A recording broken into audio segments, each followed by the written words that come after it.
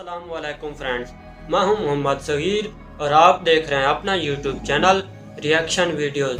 आज हम एक मालूमाती वीडियो पर रिएक्ट करने वाले हैं। जी हां दोस्तों, हमारी कायनात में ऐसी जगह भी मौजूद है जहां सूरज मगरिब से निकलता है। अगर आप इस चैनल पर नए आए हैं तो मेरी आपसे इल्तमास है इस चैनल को सब्सक्राइब करें और साथ में दिए गए बेल आइकन को भी ज़रूर प्रेस करें ताकि आपको नई वीडियोस मिलती रहें। तो आओ वीडियो पर रिएक्ट करते हैं जिसका टाइटल है सूरज मगरिब से निकलता है। हम अपनी नीली जमीन और चांद को पीछे छोड़ते हुए 4 करोड़ किलोमीटर आगे निकल आए हैं। वो सामने 11 करोड़ किलोमीटर दूर हमारा सूरज चमक दमक रहा है। हमारी जमीन और सूरज के दरमियान सामने वो धरती है जहां रोज क़यामत उतरती है। यहाँ सूरज मगरिब से निकलता है। ये ज़ोहरा है, वीनस, जमीन का जुड़वां सैयारा। लेकिन जुड़वां कैसे? जमीन तो जन्नत जैसी है, नीली, हसीन, सरसब्ज, जिंदगी आमेज कहकहों और दोस्तों से भरपूर। लेकिन ये वीनस, उफ, तौबा, आतिशफिशा भी क्या खौलता होगा जो गर्मी यहाँ है। वीनस की जमीन आग उगलती है और बादलों से तेजाब बरसता है। सल्फ्यूरिक एसिड की बारिश होती है यहाँ। लेकिन ये सब हमें कैसे पता है? जमीन से करोड़ों किलोमीटर दूर की खबर हमें कैसे है? और ये वीनस जिसे रोमांस मोहब्बत की देवी कहते थे, जिसे हम सुबह और शाम का सितारा कहते हैं, क्या हम वहां रह भी सकते हैं?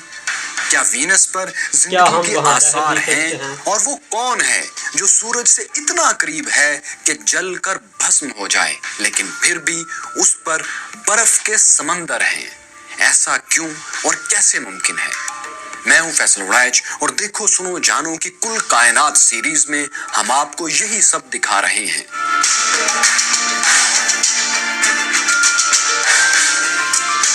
सुबह होने से पहले और शाम होते ही एक सितारा जो आसमान पर सबसे ज्यादा रोशन नजर आता है वो सैयारा ज़ोहरा यानी प्लेनेट वीनस है।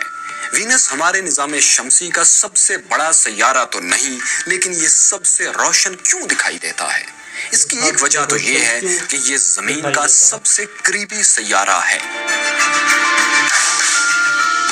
दूसरी अहम तरीन वजह यह है कि वीनस के गिर्द गैसेस के गहरे बादल तैर रहे हैं। ये बादल इतने गहरे हैं कि जब इन पर सूरज की रोशनी पड़ती है तो इस रोशनी का 70% वापस रिफ्लेक्ट कर देते हैं, जिसकी वजह से वीनस चांद के बाद आसमान का सबसे रोशन जिस्म नजर आता है। और जब रात बहुत गहरी हो जाती है तो यही हसीन सैयारा उम्मीद परस्तों को सुबह की उम्मीद भी दिलाता है। लेकिन बाहर से ये जितना हसीन है, अंदर से ये इतना ही भयानक भी है। वीनस की सतह पर 250 किलोमीटर तक गैसेस की गहरी और मोटी तह लिपटी हुई है। इन बादलों को चीरते हुए नीचे उतरे तो कलेजा मुंह को आता है। खुदा की पनाह, अगर जहन्नुम की एक झलक इंसानी जिंदगी में देखना मुमकिन हो तो यकीन कीजिए वो वीनस की धरती ही हो सकती है। इसकी जमीन हर वक्त लावा उगलती रहती है। जिस तरह हमारी नीली जमीन पर दरख्तों के जंगल हैं, वीनस पर आतिशफिशा पहाड़ों के वन हैं। हाँ, सिर्फ आतिशफिशा ही होते तो फिर भी कोई बात थी। यहाँ तो हर दम तूफानी बारिश भी हो रही है और वो भी तेजाब की। उफ मेरे खुदा, सल्फ्यूरिक एसिड बरसता है यहाँ और यूं बरसता है जैसे सावन में आसमान फट पड़े। आतिशफिशा और तेजाबी बारिश को जहन में रखें और अभी और भी सुनें। वीनस पर सैकड़ों किलोमीटर फी घंटा की रफ्तार से तूफानी हवाएं भी चलती रहती हैं। हमारी जमीन पर आने वाले तूफानों को हम हरिकेन 1, 2, 3, 4 और 5 में तकसीम करते हैं। हरिकेन 5 दुनिया में किसी भी तूफान की सबसे बड़ी कैटेगरी है, जिसमें दरख्त उखड़ जाते हैं, छतें उड़ जाती हैं और वो इलाका जहां ये तूफान आए रहने के काबिल नहीं रहता। हरिकेन 5 की रफ्तार 250 किलोमीटर फी घंटा होती है, जबकि वीनस पर जो तूफान गर्दिश करता रहता है उसकी रफ्तार होती है 360 किलोमीटर फी घंटा। तेजाबी बारिश, तेज तरीन तूफान और 250 किलोमीटर मोटी बादलों की तह, ये है इस मोहब्बत की देवी का फर्स्ट इम्प्रेशन जिसे जमीन पर रहते हुए हमने दिल से चाहा था। और अब वीनस की धरती हमसे कह रही है, आपको मेरे तारुफ की जरूरत क्या है, मैं वही हूँ जिसे आपने चाहा था कभी। ऐसे खौफनाक सैयारे पर तो कोई नहीं रह सकता, यहाँ जिंदगी का सवाल ही पैदा नहीं होता। और इसकी दो बड़ी वजूहात हैं। एक तो ये कि 250 किलोमीटर ऊंची बादलों की तह की वजह से वीनस पर एटमॉस्फेरिक प्रेशर जमीन से बेपनाह ज्यादा होता है। कितना ज्यादा होता है? यूं समझें कि जमीन पर गैसों का दबाव 14.7 पाउंड्स पर स्क्वायर इंच होता है, जबकि वीनस पर यही दबाव होता है 1300 पाउंड्स पर स्क्वायर इंच। हमारे घर यानी हमारी नीली दुनिया की निस्बत 90% ज्यादा। ये दबाव इतना ज्यादा है कि कोई इंसान तो क्या, अगर यहाँ मजबूत गाड़ी भी खड़ी कर दी जाए तो पिचक कर रह जाए। इसीलिए जिंदगी की ज्यादा तरक्की याफ्ता शक्ल डिवेल्प्ड फॉर्म यहाँ मिलना मुश्किल है, लेकिन शायद किसी इब्तदाई दर्जे की जिंदगी के आसार तो मिल जाएं। जैसे एक खुलिये पर मुश्तमिल जिंदगी, कोई अलजी, कोई बैक्टीरिया या कम से कम कोई माइकोप्लाज्मा, जो जिंदगी की सबसे सादा शक्लों में से एक है। यहाँ जिंदगी ना होने की एक दूसरी वजह भी है, वो ये कि जिंदगी की एक और लाजमी शर्त पानी और ऑक्सीजन है, जबकि वीनस के एटमॉस्फेयर में ऑक्सीजन ना होने के बराबर और वो गैस जो जिंदगी की अलामत हरगिज नहीं, यानी कार्बन डाइऑक्साइड, वो वीनस की फिजा में 96% है। ये कॉम्बिनेशन कितना खौफनाक है इसका अंदाजा यूं लगाएं कि हमारी जमीन के एटमॉस्फेयर में 78% नाइट्रोजन और 21% ऑक्सीजन होती है, जबकि 0.1% 1% से भी कम कार्बन डाइऑक्साइड के मॉलिक्यूल्स होते हैं। यूं यहाँ जिंदगी जन्म लेने और आगे बढ़ने का एक सबब पैदा हो जाता है, जबकि वीनस पर यह इक्वेशन बहुत ही उल्टी है। ऑक्सीजन तो एक तरफ, जिंदगी की एक और अहम तरीन शर्त यानी बहता पानी भी तो वीनस पर नहीं है। तो ऐसे में वीनस पर जिंदगी के आसार तलाश करना दीवाने का ख्वाब ही हो सकता है।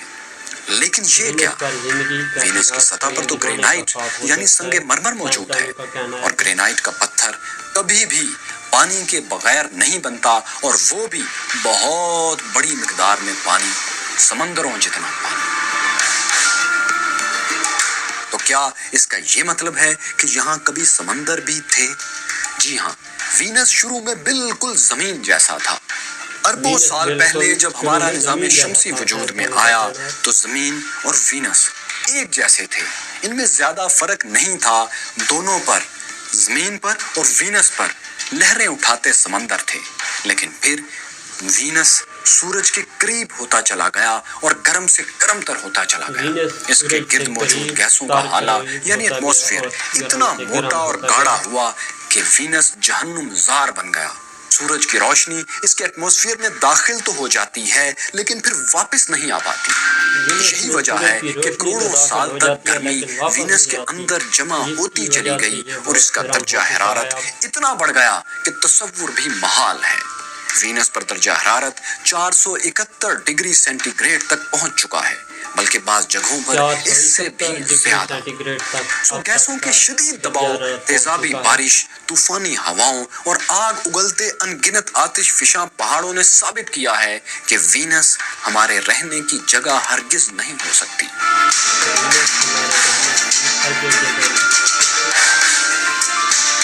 तो वो देखिए, वो जो पिचका हुआ, जला हुआ एक लोहे का ढांचा जो वीनस की सतह पर नजर आ रहा है ना, ये वनेरा 3 का बचा खुचा पिंजर है।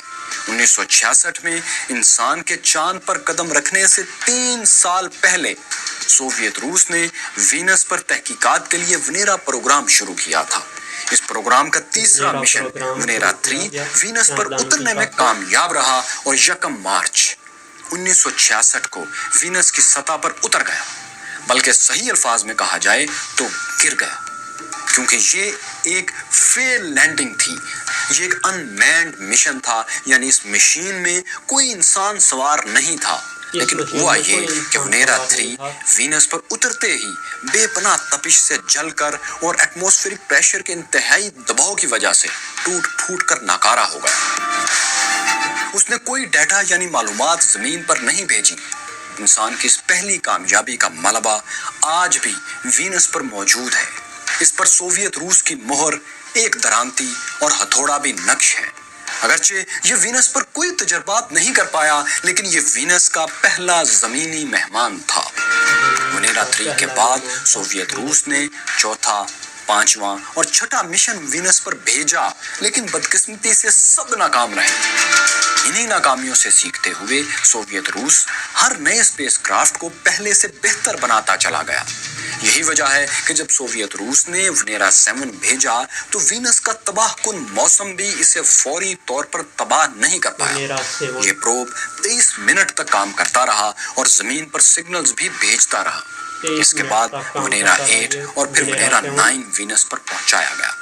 ये भी अगरचे 53 मिनट बाद वीनस के गहरे बादलों से होता हुआ वीनस की सतह पर कहीं लापता हो गया, लेकिन लापता होने से पहले पहले वो वीनस के बारे में एक ऐसी खबर दे गया जो स्पेस साइंसेस में एक अजीम कामयाबी थी। ये तस्वीर जो आप देख रहे हैं वीनस की सतह की पहली तस्वीर है। ये वनेरा 9 ही ने बनाई और जमीन पर भेजी थी। और ये तस्वीर जो वीनस की पहली रंगीन तस्वीर है, वनेरा 13 ने 1985 में वीनस से हमारी जमीन पर भेजी थी। सोवियत रूस समेत अब तक अमेरिका और जापान के कुल मिलाकर 40 के करीब स्पेसक्राफ्ट्स वीनस के लिए जा चुके हैं। कुछ कामयाब रहे और कुछ नाकाम, लेकिन वो मिशन जिसने हमें वीनस का नक्शा दिया नासा का पायोनियर मिशन था, जिसे 1978 में लॉन्च किया गया था। ये इस तरह डिजाइन किया गया था कि इसे वीनस की सतह पर उतरना नहीं था, बल्कि वीनस के गिर्द चक्कर लगाते हुए इसकी तस्वीरें लेना और जमीन पर सिग्नल्स के जरिए भेजना थी। पायोनियर ने 12 साल अपना काम खूब ढंग से किया। इसी की बदौलत हमें पता चला कि वीनस पर माउंट एवरेस्ट से बुलंद एक पहाड़ और अमेरिका के ग्रैंड कैनियन से गहरी खाइयां भी मौजूद हैं। 1992 में पायोनियर वीनस ऑर्बिटर रिटायर्ड हो गया और वीनस में गिरकर हमेशा के लिए खामोश हो गया। लेकिन यहाँ एक बार फिर रुकिए और सोचिए कि करोड़ों किलोमीटर दूर से ये मशीनें जमीन पर सिग्नल कैसे भेजती हैं। बिल्कुल ऐसे जैसे हम रिमोट कंट्रोल से टीवी चलाते हैं। फर्क है तो सिर्फ फासले का। रिमोट कंट्रोल से सिग्नल्स चंद फीट के फासले तक जाते हैं, जबकि स्पेसक्राफ्ट से सिग्नल्स करोड़ों किलोमीटर का सफर तय करते हैं। स्पेसक्राफ्ट्स जब किसी सैयारे या चांद पर उतरते हैं तो इनमें पहले से एक एंटीना नस्ब होता है। इसी एंटीने से रेडियो सिग्नल्स जमीन पर भेजे जाते हैं। इन सिग्नल्स को जमीन पर मौजूद ये बड़े बड़े रेडियो एंटीनास कैच करते हैं और मुतलका स्पेस लेबोरेटरी में भेज देते हैं। इन लेबोरेटरीज में पैगामात को डीकोड करने का पूरा निजाम मौजूद होता है, क्योंकि ये सिग्नल्स बाइनरी कोड्स यानी सिर्फ 2 हिस्सों 0 और 1 पर मुश्तमिल होते हैं, जैसा कि हमारे कंप्यूटर्स और स्मार्टफोन टेक्नोलॉजीज में होता है। इसी से हमें वो सब मालूमात मिलती हैं जो चांद और मरीख समेत उन सैकड़ों मकामात से आते हैं जहां इंसान ने प्रोब्स या तहकीकाती मिशंस भेज रखे हैं। लेकिन इसमें एक दिलचस्प मुश्किल भी है, और वो ये कि जमीन तो हर वक्त गर्दिश कर रही होती है। अगर एक रिसीवर जमीन के इस मुकाम पर है तो 12 घंटों बाद वो जमीन की दूसरी तरफ होगा। अब सवाल ये है कि यहाँ वो सिग्नल्स कैसे रिसीव करेगा। इस मुश्किल का हल ये निकाला गया कि जमीन के गिरदा गिर्द बहुत से ऐसे ही एंटीनास मौजूद हैं जो एक दूसरे से मुंसलिक भी हैं, एक दूसरे से कनेक्टेड हैं। इसीलिए किसी भी वक्त सिग्नल्स मिस नहीं होते। इसी तरह जिन सैयारों पर ये प्रोब्स यानी स्पेसक्राफ्ट्स भेजे जाते हैं वो भी तो गर्दिश कर रहे हैं। इन पर जब मशीन हरकत करती हुई सतह के दूसरी तरफ चली जाती है तो वो कैसे सिग्नल्स भेज सकती है। वो इस तरह कि जिस सैयारे या चांद पर तजर्बात के लिए खलाई मशीन को उतारा जाता है तो उसी सैयारे के मदार में मुसलसल एक या एक से ज्यादा सैटेलाइट हरकत करते रहते हैं जो मशीन से सिग्नल वसूल करके जमीन की तरफ भेज देते हैं, और इन सिग्नल्स को वही ताकतवर एंटीनास या रिसीवर्स कैच कर लेते हैं। اس سارے سسٹم کو ڈیپ اسپیس نیٹورک یا DSN کہتے ہیں۔ یہ سسٹم اتنا ترقی یافتہ ہے کہ عام سگنل سے 20 ارب گنا کمزور سگنلز بھی کیچ کر لیتا ہے، کیونکہ کچھ تحقیقاتی مشنز انسان اربوں کلومیٹر دور بھیج چکا ہے نا حیرت کی بات؟ اس کی تفصیل بھی ہمارے راستے میں آئے گی، لیکن فی الحال اس حیرت ناک منظر کا سامنا کریں کہ وینس نظام شمسی کا واحد سیارہ ہے جہاں سورج مغرب سے طلوع ہوتا ہے۔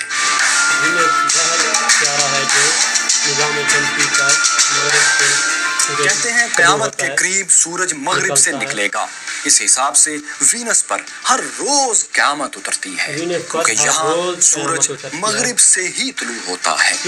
کچھ لوگوں کے ذہن میں یہ ضرور سوال پیدا ہوگا کہ مشرق تو وہی ہوتا ہے جہاں سے سورج طلوع ہو، تو ایک سیارے پر جہاں ہر بار ایک ہی سمت سے سورج طلوع ہو، ہم کیسے کہہ سکتے ہیں کہ یہ مغرب سے طلوع ہوا ہے؟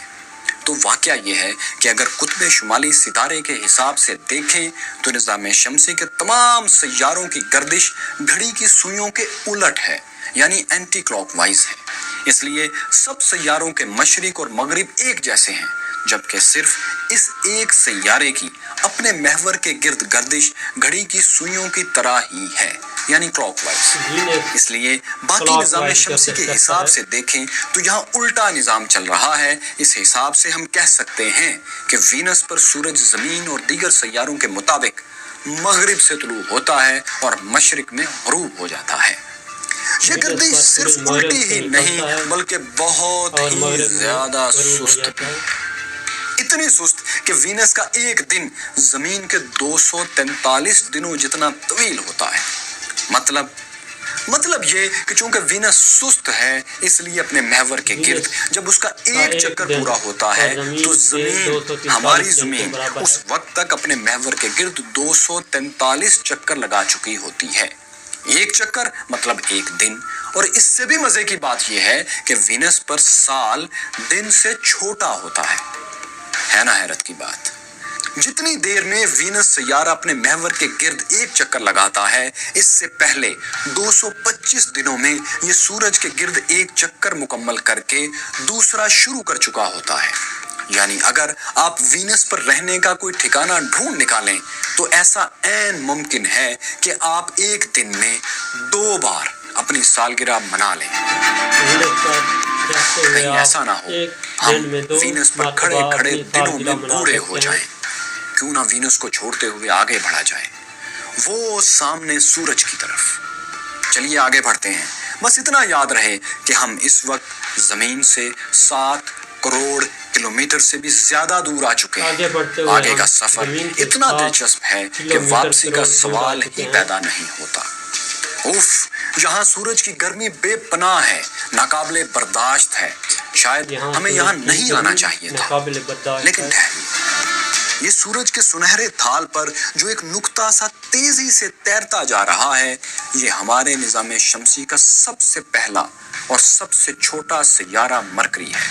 اس کی سطح پر کھڑے ہو کر دیکھیں تو آسمان ایک حیرت ناک منظر پیش کرتا ہے۔ مرکری کا آسمان کالا سیاہ ہے، رات سے بھی زیادہ تاریک تر۔ ہماری زمین کے جیسا خوبصورت نیلگوں آسمان یہاں آپ کو نہیں ملے گا، لیکن آپ حیران ہوں گے کہ آسمان کا اصل رنگ کالا ہی ہے۔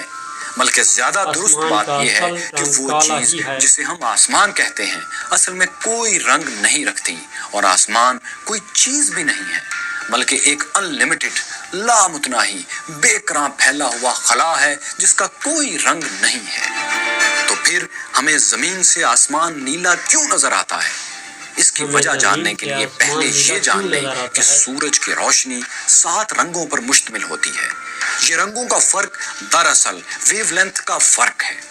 سرخ رنگ کی ویو لینتھ سب سے زیادہ، جبکہ نیلے اور وائلٹ کی سب سے کم ہوتی ہے۔ جب سورج کی روشنی ہماری زمین کے ایٹماسفیئر میں داخل ہوتی ہے تو فضا میں موجود نائٹروجن اور آکسیجن کے مالیکیول سے ٹکراتی ہے۔ ریڈ، اورنج، یلو اور گرین کی ویو لینتھ اتنی زیادہ ہے کہ مالیکیولز انہیں روک نہیں پاتے اور یہ صاف نکل کر زمین پر پہنچ جاتی ہیں۔ جبکہ نیلے یعنی بلو اور بنفشی یعنی وائلٹ کلر کی ویو لینتھ اتنی کم ہے کہ یہ مالیکیول سے ٹکرا کر فضا میں ہر طرف بکھر جاتے ہیں۔ یہی وجہ ہے کہ ہمیں آسمان نیلا نظر آتا ہے۔ لیکن آپ پوچھیں گے کہ وائلٹ کلر بھی تو فضا میں بکھرا ہوتا ہے، بلکہ زیادہ بکھرا ہوتا ہے، تو ہمیں آسمان بنفشی یا وائلٹ کیوں نظر نہیں آتا؟ اس کا جواب ہے ہماری آنکھ کی لمٹ۔ جی ہاں، ہماری آنکھ کی بایولوجی ایسی ہے کہ یہ وائلٹ کی نسبت نیلے رنگ کی ویو لینتھ کے لیے زیادہ سینسٹیو ہے، یعنی زیادہ آسانی سے سمجھتی ہے۔ اسی لیے ہمیں آسمان پر پھیلا بنفشی رنگ نظر ہی نہیں آتا، حالانکہ وہ وہاں ہوتا ہے۔ لیکن ہاں، چند جانور ایسے ہیں جن کی آنکھ چھوٹی سے چھوٹی ویو لینتھ کو بھی کیچ کر لیتی ہے، جیسے شہد کی مکھی اور عقاب وغیرہ۔ اور یہ عین ممکن ہے کہ ان جانوروں کو آسمان نیلا نہیں بلکہ وائلٹ یعنی کچھ ایسا نظر آتا ہو۔ چونکہ مرکری کے گرد کسی قسم کی گیسوں کا کوئی گھیرا نہیں ہے، اس لیے سورج کی سترنگی روشنی یہاں سیدھی پڑتی ہے اور سورج سنہرا اور آسمان تاریک سیاہ نظر آتا ہے۔ نہ صرف یہ کہ مرکری کی کوئی فضا نہیں بلکہ وینس ہی کی طرح اس کا کوئی چاند بھی نہیں ہے۔ وجہ یہ ہے کہ مرکری کی کشش ثقل یعنی گریوٹی اتنی کم ہے کہ یہ اپنے گرد کسی بڑے خلائی پتھر کو جکڑ نہیں پاتا، اس کو اپنی طرف کھینچ کر اپنے گرد گردش کرنے پر مجبور نہیں کر پاتا۔ اس کے قریب آنے والے تمام شہابیے یعنی میٹورائٹس یا تو اس سے ٹکرا جاتے ہیں یا اس سے 3.5 کروڑ کلومیٹر دور دہکتے اور لپٹیں پھینکتے سورج میں گر جاتے ہیں۔ اور کیوں نہ گریں، آخر ہمارے سورج کی کشش بھی تو غضب کی ہوتی ہے۔ کائنات میں جو جسم جتنا زیادہ وزن رکھتا ہے اتنی ہی اس کی کشش بھی زیادہ ہوتی ہے۔ مرکری ایک چھوٹا سیارہ ہے، اس کا والیوم اور میس دونوں زمین کے والیوم اور میس کا صرف 6% ہیں، لیکن اس کی کشش ثقل زمین کی کشش ثقل کا تقریباً 40% ہے۔ یہی وجہ ہے کہ اگر آپ کا وزن زمین پر 70 کلو گرام ہے تو مرکری پر یہ صرف 30 کلو گرام رہ جائے گا۔ آپ وزن کم کرنے کے لیے مرکری پر جا سکتے ہیں، بس اتنا سا مسئلہ ہے کہ یہ کم شدہ وزن دوستوں کو دکھانے کے لیے شاید آپ واپس زمین پر نہ آ سکیں۔